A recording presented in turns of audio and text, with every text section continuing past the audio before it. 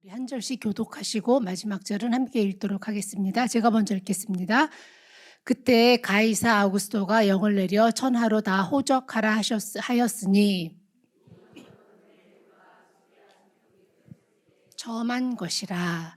모든 사람이 호적하러 각각 고향으로 돌아가매 다윗의 집 족속이므로 갈릴리 나사렛 동네에서 유대를 향하여 베들레헴이라 하는 다윗의 동네로 그 약혼한 마리아와 함께 호적하러 올라가니 마리아가 이미 잉태하였더라. 있을 때 그때 해산할 날이 차서 첫 아들을 낳아 강보로 싸서 구유에 뉘었으니 이는 여관에 있을 곳이 없음이러라. 목자들이 밤에 밖에서 자기 양떼를 지키더니 주의 사자가 곁에 서고 주의 영광이 그들을 두루 비추매 크게 무서워하는지라. 이르되 무서워하지 말라. 내가 온 백성에게 미칠 큰 기쁨의 좋은 소식을 너희에게 전하노라. 오늘 다윗의 동네에 너희를 위하여 구주가 나셨으니 곧 그리스도 주시니라.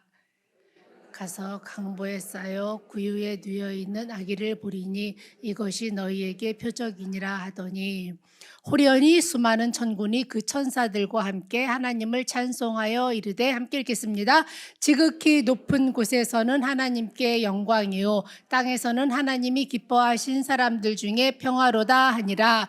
아멘. 오늘 이 본문으로 예수님이 아기로 오신 이유라는 제목으로 하나님의 말씀을 전하겠습니다. 먼저 기도하시겠습니다. 주님의 성탄을 기다리며 대림절 주간을 지나며 하나님을 기다립니다. 우리에게 은혜를 베푸시려고, 우리를 긍휼히 여기시려고 우리를 기다리시는 하나님을 기다립니다. 지금 임하여 주시사 하나님의 은혜와 긍휼을 만나는 시간 되게 하여 주시옵소서. 예수님의 이름으로 기도드리옵나이다. 아멘. 2000년도인가에 개봉한 글래디에이터라는 영화가 있습니다. 우리 보신 분도 계실 것 같은데요. 그게 로마의 검투사가 주인공으로 나왔는데 그 시작이 아주 잔인한 전쟁 장면입니다.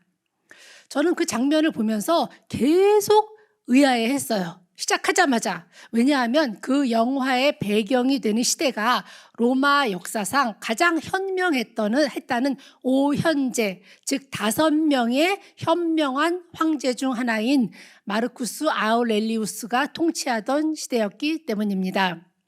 그가 통치할 때 로마는요, 평화를 누리고 있었거든요. 평화, 그건 최소한 전쟁이 없는 상태가 아닌가요? 그런데 로마 안에서는 평화를 누리고 있었는데 변방에서는 저렇게 전쟁이 끊이질 않았구나. 그러니까 로마의 평화는 변방의 전쟁을 대가로 누리고 있는 평화였구나. 당시 로마 변방에서는요, 잔인하고 잔혹한 전쟁이 끊임없이 일어나고 있었습니다. 그렇다면 당시 로마가 누리고 있던 평화는 절대 진정한 평화라고 할 수가 없다는 거죠.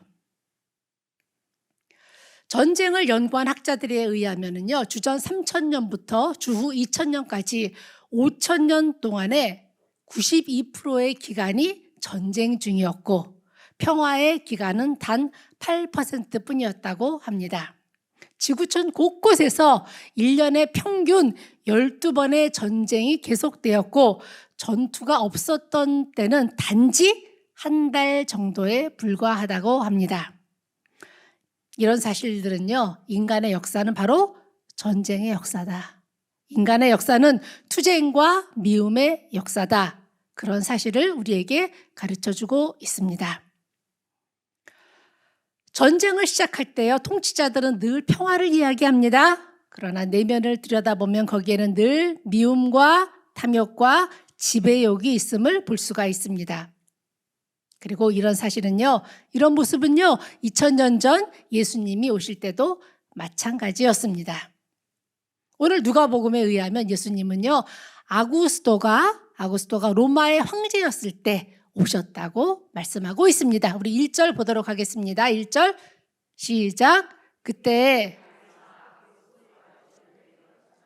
다 호적하라 하였으니 아멘. 여기서 가이사 아구스도, 황제 아구스도, 이 아구스도의 정식 이름은요 가이우스 율리우스 카이사르 옥타비아누스 아우구스투스입니다.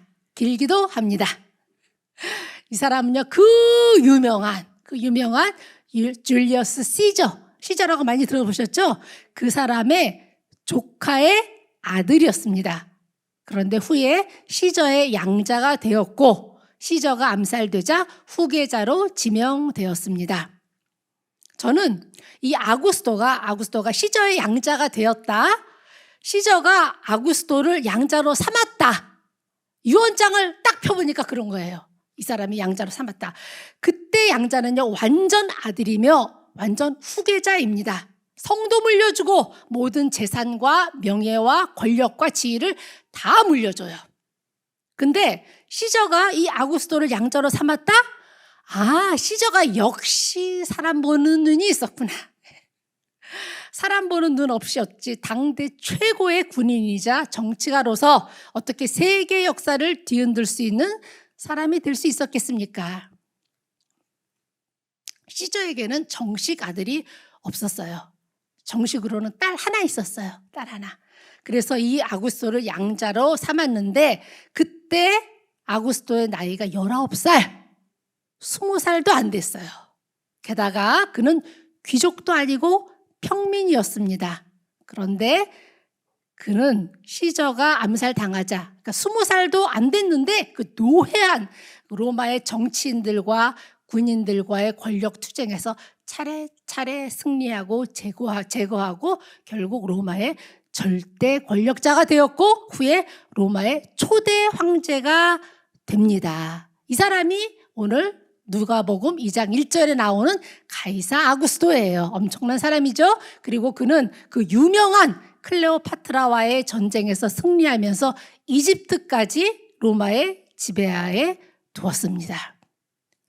대단한 사람이라고 생각하지 않으세요? 20살도 안 됐는데 우리 애들 보세요. 20살도 안 된 우리 애들.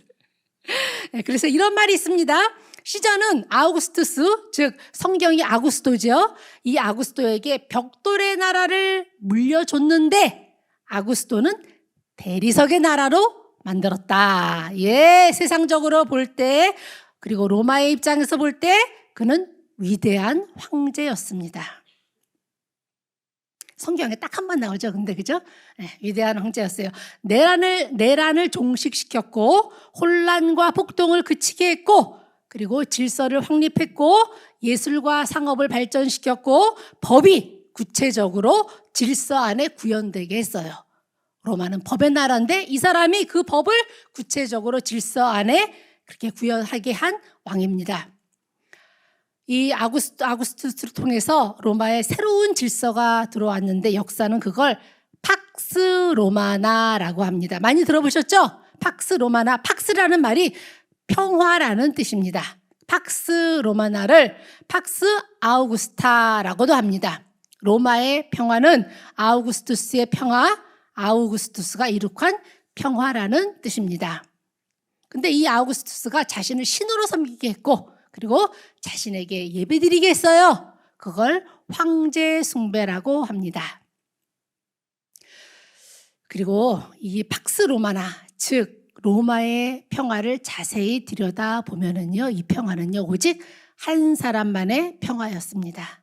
다른 사람들은 황제에게 복종해야 하는 복종의 평화였습니다. 로마 제국의 압도적인 군사력에 다른 모든 지역의 나라들이 두려움에 떨면서 침묵하는 굴종의 평화였습니다. 한 예로 이 아우구스투스가 지배하던 주후 4년에 한 모반자가 예수님이 자라나셨던 갈릴리 있죠? 갈릴리에서 그리 멀지 않은 마을인 세포리스라는 곳에 있던 병기창을 부수고 무기를 탈취하고 동료들을 무장시키고 그리고 반란을 일으킵니다. 로마는 그 도시를 아예 다 불을 질러서 없애버렸어요. 다 불을 질렀어요. 다 없애버리고 반역에 참가한 유대인 2,000명을 모조리 인류 역사상 가장 잔인한 형벌이라고 하는 십자가형에 다 죽여버렸어요. 2,000명을. 빽빽 아피아가도를 빽빽 끔찍하게 해서 다 죽여버렸어요. 그런 시대에 예수님이 오셨습니다. 그런 시대 오셔서 말구유에 누웠습니다. 누우셨어요. 7절 보도록 하겠습니다. 시작. 첫 아들을 낳아 강보로 싸서 구유에 누웠으니 이는 여관에 있을 곳이 없음이러라. 아멘. 거대한 대리석의 나라 로마 제국의 황제인 아구스도 그리고 짐승의 똥과 오줌 냄새가 나는 말구유에서 태어난 예수님, 아구스도와 예수님, 이 둘의 모습은 너무나도 대조적입니다. 너무나도 대조적이에요. 그리고 이들로부터 시작된 평화도 그렇습니다. 팍스 로마나 로마의 평화는 황제의 평화였지만 예수님의 평화는요, 무능력한 아기로부터 시작되는 평화입니다. 로마의 평화는 짓밟는 평화였지만 예수님의 평화는 약자의 평화입니다. 속에서부터 시작되는 평화고 그리고 용서하는 평화입니다. 세상 모든 일에는 그늘이 있습니다. 그늘이 있어요. 그죠? 강자가 있으면 약자가 있습니다. 1등이 있으면 꼴찌가 있습니다. 승자가 있으면 패자가 있습니다. 운동 경기들을 참 많이들 좋아하시더라고요. 전에 있던 목사님은 야구 경기를 맨날 봐. 교회에서도 야구 경기 틈만 나면 보시더라고요. 집에 가도 본대요. 그리고 이거는 생방송이라 보는데 집에 가서 또 재방송도 또 본대요. 그렇게 좋아하는 분들이 있더라고요.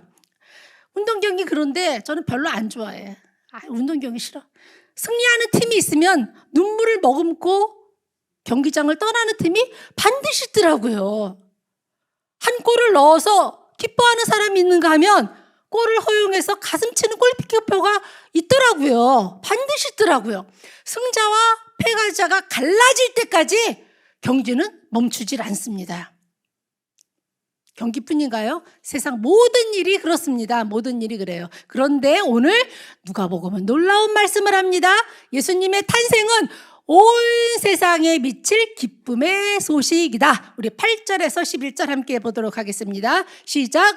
그 지역의 목자들이 밤에 밖에서 자기 양떼를 지키더니 주의 사자가 곁에 서고 주의 영광이 그들을 두루 비춤에 크게 무서워하는지라. 천사가 이르되 무서워하지 말라. 보라, 내가 온 백성에게 미칠 큰 기쁨의 좋은 소식을 너희에게 전하노라. 오늘 다윗의 동네에 너희를 위하여 구주가 나셨으니 곧 그리스도 주시니라. 네, 온 세상에 미칠 큰 기쁨의 소식 바로 예수 그리스도이십니다. 예, 그렇습니다. 예수님의 오심은 온 세상의 모든 백성에게 미칠 큰 기쁨입니다. 나뉘는 기쁨이 아니라 모두에게 미치는 기쁨이다. 남자, 여자, 지위가 높은 자, 낮은 자, 부한 자, 가난한 자, 나이가 많은 자, 적은 자 모두에게 한 점의 그늘 없이 오로지 기쁨만이 되는 소식입니다. 승자와 패자의 기쁨으로 나뉘는 기쁨이 아니라 모두가 승자의 기쁨을 누리는 소식, 누구나 다 참여할 수 있는 평화입니다. 이 온전한 선물, 한 점의 그늘과 한 점의 그림자가 없는 이 온전한 이 평화는 오직 하늘로부터만 올 수 있습니다. 하나님으로부터만 시작될 수 있습니다. 그래서 정말 야고보서의 말씀은 옳습니다. 우리 1장 7절 보도록 하겠습니다. 시작. 온갖 좋은 은사와 빛들의 아버지께로부터 내려오나니 그는 변함도 없으시고 회전하는 그림자도 없으시니라. 아멘. 오늘 말씀 제목이 예수님이 아기로 오신 이유. 무슨 이유요? 다 잊어버리셨죠? 말씀 제목이 예수님이 아기로 오신 이유. 저는 궁금했어요. 도대체 왜 예수님이 아기로 오셨을까? 왜 아기로 오셨을까? 갓 태어난 아기 보셨죠? 할 수 있는 게 아무것도 없어. 아무것도 없어요. 완전 무방기. 너무나 연약해서 앉기도 조심스러워요. 예, 그래서 포대기가 있어야만 알 수 있겠더라고요. 그냥은 앉지도 못하겠어요. 그런데 예수님은 왜 혼자서는 아무것도 할 수 없는, 스스로 자신을 방어할 수조차 없는 가장 약한 아기로 오셨을까요? 하나님이 아기이신 예수님이 왜 기저귀를 차야 하는 아기로 오셨을까요? 왜 천지 만물을 창조하신 하나님이 예수님이 젖을 먹기 위해 울어야만 하는 아기로 오셨는지 너무나 하나님의 모습과는 어울리지 않지 않습니까? 저만 그렇게 생각하는 건가요? 하나님이라면 그러면 안 되지 않을까요? 하나님인데 살고 죽는 것이 전적으로 오직 남에게 달려있는 아기, 보살펴주는 사람 없이는 절대로 살아남을 수 없는 아기. 근데 예수님이 왜 그렇게 세상에서 가장 작은 자인 아기로 오셔야 했을까요?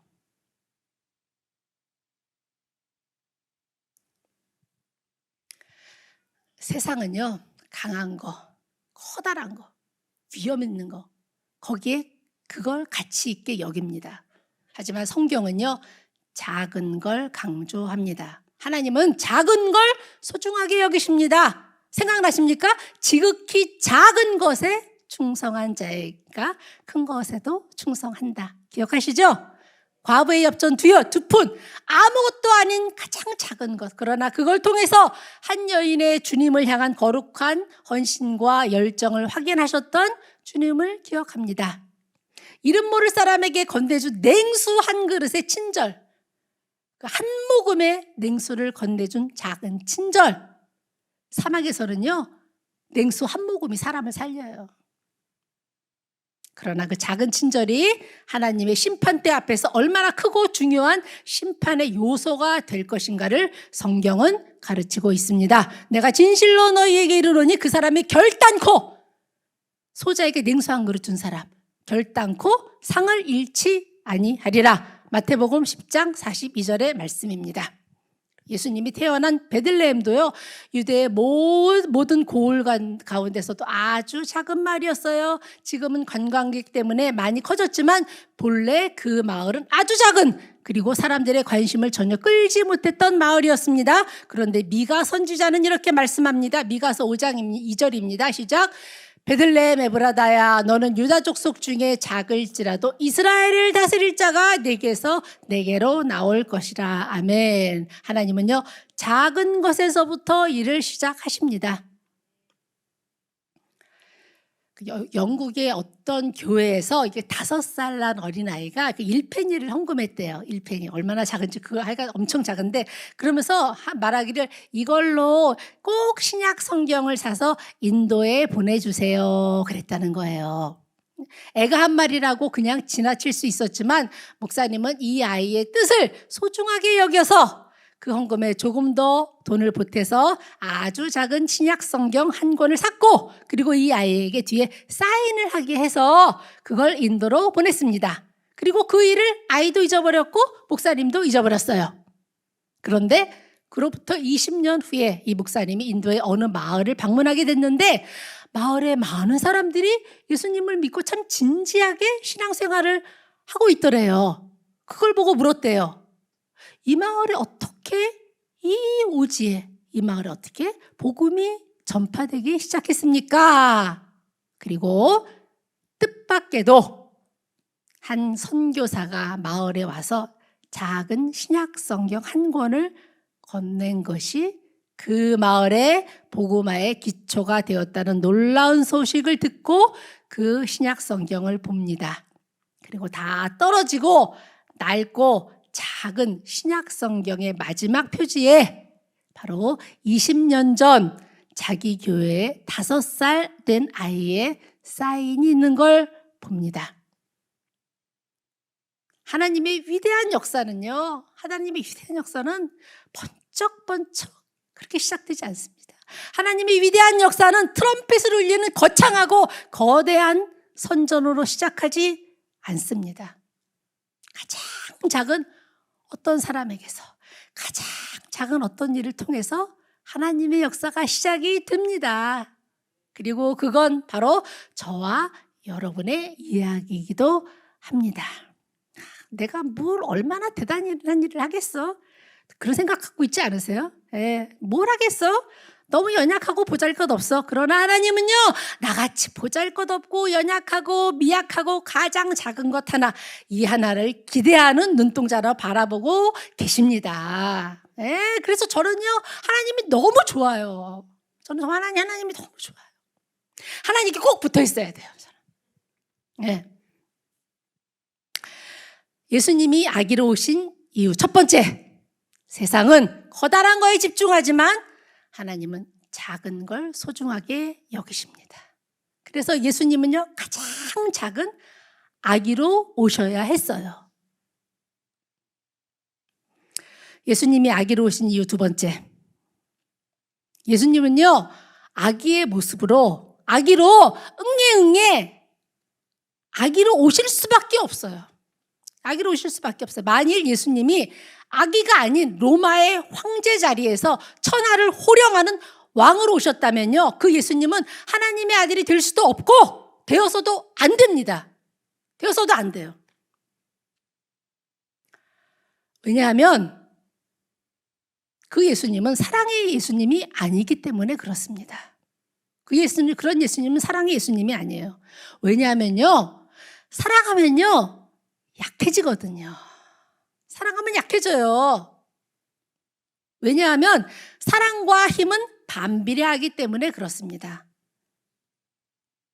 그래서요, 얼마만큼 포기하느냐? 사랑하면 포기해요. 사랑하는 만큼 포기합니다. 자기가 가지고 있는 힘을 얼마만큼 포기하는가? 사랑하는 만큼 포기합니다. 역으로 반대로 사랑하지 않으면요, 절대 자기 힘을 포기하지 않습니다. 그래서 잔인해지는 거예요. 사랑이 없어서. 하나님은 사랑이시라.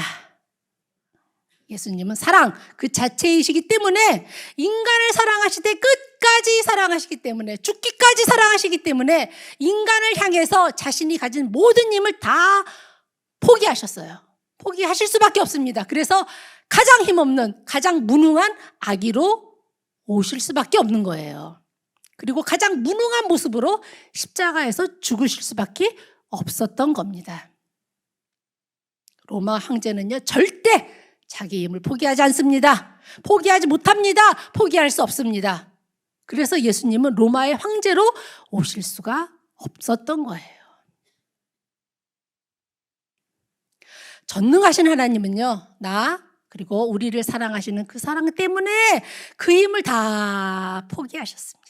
다 포기하셨어요. 그래서 최고의 전능, 가장 위대한 전능은요, 모든 것을 다 할 수 있는 능력을 가진 하나님이 아무것도 할 수 없는 가장 무능한 아기로 오신 겁니다. 무능의 전능입니다. 그리고 그 무능의 전능만이 진정한 평화를 이룰 수 있습니다. 예수님께서 모든 힘을 다 포기하고 가장 작고 연약하고 무능한 아기로 오셔서 이 땅에 진정한 기쁨과 감사와 평화를 이미 시작하셨습니다. 그리고 연약한 우리를 부르시고 우리 안에 강력한 사랑의 씨앗을 넣어 주셨습니다. 믿으시기 바랍니다. 이런 말이 있습니다. No God, no peace. 뭐냐면은 no God, 하나님이 없으면 no peace, 평화가 없다. No God, 하나님을 알라, no peace, 그러면 평화를 알게 될 것이다. 참된 평화는요, 하늘로부터 내려옵니다. 하나님으로부터만 시작됩니다. 그 하나님이, 우리에게 진정한 평화를 주시는 하나님이 나와 우리를 지금 기다리고 계십니다. 왜요? 참된 평화를 주시려고, 은혜를 베푸시려고 우리를 기다리고 계십니다. 우리 이사야서 30장 18절 함께 읽도록 하겠습니다. 시작. 그러나 여호와께서 기다리시나니 이는 너희에게 은혜를 베풀려 하시며 일어나시리니 이는 너희를 긍휼히 여기려 하심이라. 대저 여호와는 정의의 하나님이심이라. 그를 기다리는 자마다 복이 있도다. 아멘. 그를 기다리는 자마다 복이 있도다. 누가 복이 있는가? 하나님을 기다리는 자에게 복이 있도다. 하나님도 우리를 기다리십니다. 예수님도 우리를 기다리십니다. 내가 문 밖에 서서 기다리노니. 아멘. 대림절은요, 기다림의 절기입니다. 우리를 사랑하시는 그 사랑 때문에 가장 작고 가장 연약한 아기로 오셔서 지금도 나를 기다리고 계시는 예수님을 이 대림절 기간에 마음 깊이 꼭 영접하시고 꼭 만나시기를 주님의 이름으로 축원합니다. 그래서 하나님의 평화를 누리고 내 안에 먼저 하나님의 평화를 누리고 그리고 나아가 평화의 사람으로 쓰임 받길 원합니다. 내가 평화의 사람으로 쓰임 받길 원합니다. 이 갈망보다 먼저가 나에게 평화를 주시면 평화의 사람으로 당연히 평화를 이루게 되겠죠. 평화를 전하게 되겠죠. 평화의 사람으로 쓰임 받겠죠. 주님, 하늘로부터 내려오는 그 평안, 그 은혜, 그 긍휼 나에게 내려 주시옵소서. 네, 이 대림절 기간에 다른 것 구하지 않겠습니다. 하나님, 나에게 하늘의 평화로 나를 덮어주시고 나를 인도하여 주시옵소서. 마지막으로 우리 성 프란시스 평화의 기도 모두 아시죠? 그 기도문을 나의 기도로 지금 아버지께 올려드리도록 하겠습니다. 함께 기도하겠습니다. 주여, 나를 당신의 평화의 도구로 써주소서. 미움이 있는 곳에 사랑을, 다툼이 있는 곳에 용서를, 의욕이 있는 곳에 신앙을, 그릇됨이 있는 곳에 진리를, 절망이 있는 곳에 희망을, 어둠이 있는 곳에 빛을, 슬픔이 있는 곳에 기쁨을 가져오는 자 되게 하소서. 위로받기보다는 위로하고 이해받기보다는 이해하며 사랑받기보다는 사랑하게 하옵소서. 우리가 줌으로써 받고 용서함으로써 용서받으며 자기를 버리고 죽음으로써 영생을 얻기 때문입니다. 아멘. 우리 함께 마음을 모아서 기도하시겠습니다.